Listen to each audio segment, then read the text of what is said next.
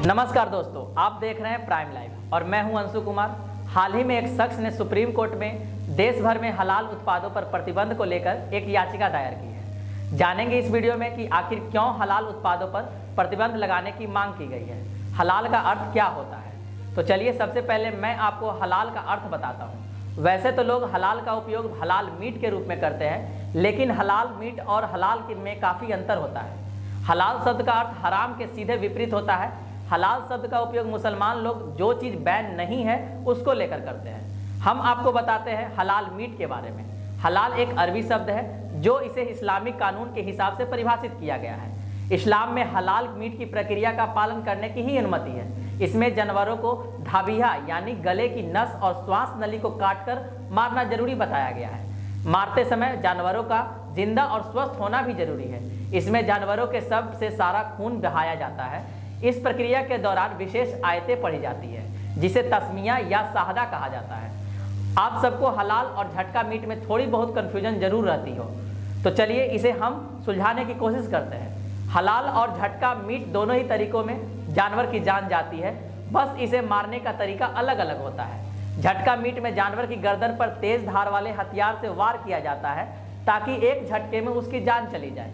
वही हलाल मीट के लिए जानवरों के गर्दन और सांस वाली नस काट दी जाती है, जिसके कुछ देर बाद ही उसकी मौत हो जाती है। झटका का तरीका अपनाने वालों का कहना है कि इसमें जानवरों को दर्द से नहीं गुजरना पड़ता है, क्योंकि एक ही झटके में उसकी जान चली जाती है और काटने से पहले उसे बेहोश कर दिया जाता है ताकि उसे ज़्यादा दर्द ना हो। वही हलाल मानने वालों का कहना है कि सांस की नली कटने से जानवर खुद ही कुछ सेकंड में मर जाता है और इस तरह से जानवर का पूरा खून भी निकल जाता है, जिससे कि वह मीट शुद्ध हो जाता है। हलाल में जानवरों को मारने से पहले खूब खिलाया पिलाया जाता है, जबकि झटका में जानवरों को मारने से पहले उन्हें भूखा प्यासा रखा जाता है। इस्लाम में हलाल के अलावा कोई दूसरी मीट खाने की इजाज़त नहीं है।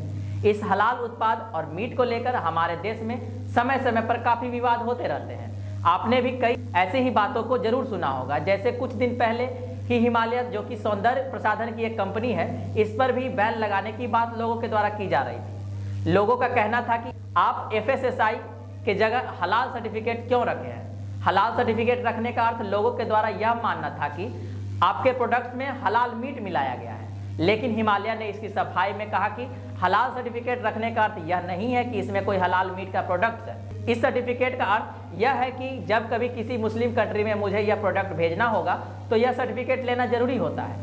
लेकिन अब एक शख्स के द्वारा सुप्रीम कोर्ट में हलाल प्रमाणित उत्पादों पर राष्ट्रव्यापी प्रतिबंध लगाने और हलाल प्रमाण पत्र वापस लेने की मांग करते हुए जनहित याचिका दायर की है। इस याचिका में कहा गया कि केवल 15% हिस्सा मुस्लिम अल्पसंख्यक हलाल भोजन का सेवन चाहता है, इसलिए बाकी 85% लोगों को इसे खाने के लिए मजबूर किया जा रहा है। याचिकाकर्ता के अनुसार यह संविधान के अनुच्छेद 14 और 21 के तहत मौलिक अधिकारों का उल्लंघन है। यह याचिका एडवोकेट विवेक आनंद ने सुप्रीम कोर्ट में दायर की है। जनहित याचिका में बताया गया है कि हलाल प्रमाणन की प्रक्रिया भारत में 1974 में शुरू हुई थी। हालांकि यह शुरुआत में मांस उत्पादों तक ही सीमित थी। बाद में इसका विस्तार काफी बढ़ गया और इसके अंतर्गत फार्मास्यूटिकल्स, सौंदर्य प्रसाधन, स्वास्थ्य उत्पाद प्रसाधन और चिकित्सा उपकरणों सहित अन्य उत्पादों तक हो गया है। याचिका में कहा गया है कि अब हलाल के अनुकूल पर्यटन, चिकित्सा पर्यटन, गोदाम सर्टिफिकेशन, रेस्तरां सर्टिफिकेशन और प्रशिक्षण सहित अन्य शामिल हैं। अधिवक्ता रवि कुमार तोमर के माध्यम से दायर रिट याचिका में जमीयत उलेमा ए महाराष्ट्र हलाल certification services India product limited, Jamiat Ulema e Hind हलाल ट्रस्ट द्वारा जारी किए गए सभी हलाल प्रमाण पत्रों को अमान्य घोषित करने के लिए भारत संघ को निर्देश देने की मांग की गई है। याचिकाकर्ता ने यह भी कहा है कि भारतीय खाद्य सुरक्षा और मानक प्राधिकरण यानी FSSAI जैसी सरकारी एजेंसियां होने के बावजूद देश में 100+ करोड़ गैर मुसलमान पर हलाल प्रमाण पत्र लगाया जा रहा है, जबकि यह पहले मांस तक ही सीमित था। अब इसे शाकाहारी उत्पादों तक बढ़ा दिया गया है। याचिकाकर्ता ने कहा कि एक धर्म की मान्यताओं को सभी पर थोपना शायद ही धर्मनिरपेक्ष कहा जा सकता है। आज की वीडियो में बस इतना ही। मिलते हैं आपसे अगली वीडियो में। वीडियो अगर पसंद आई हो तो लाइक, शेयर और सब्सक्राइब कर दें। धन्यवाद।